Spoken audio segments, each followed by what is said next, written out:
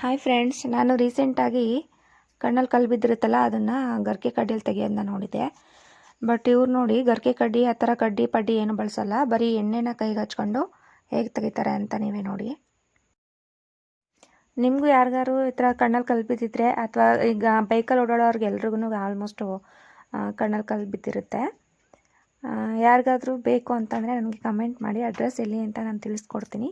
ಹಾಗೆ ಫಾಲೋ ಮಾಡಿ, ಸಬ್ಸ್ಕ್ರೈಬ್ ಮಾಡಿ, ಸಪೋರ್ಟ್ ಮಾಡಿ.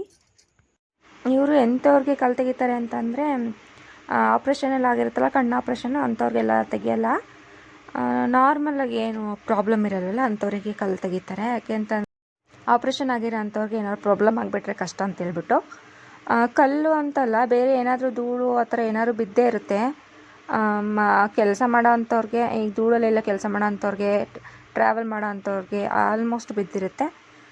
ಅಂಥವರೆಲ್ಲ ಬಂದು ಇವ್ರ ಹತ್ರ ಕಲ್ಲು ತೆಗೆಸ್ಕೊಬೋದು. ಕಣ್ಣು ಯಾವುದೇ ರೀತಿ ನೋವಾಗಲ್ಲ, ಏನೂ ಆಗಲ್ಲ. ಅಡ್ರೆಸ್ ಬೇಕು ಅಂತಂದರೆ ಬೇಗ ಕಮೆಂಟ್ ಮಾಡಿ, ಅಡ್ರೆಸ್ ಎಲ್ಲಿ ಅಂತ ನಾನು ತಿಳಿಸ್ಕೊಡ್ತೀನಿ.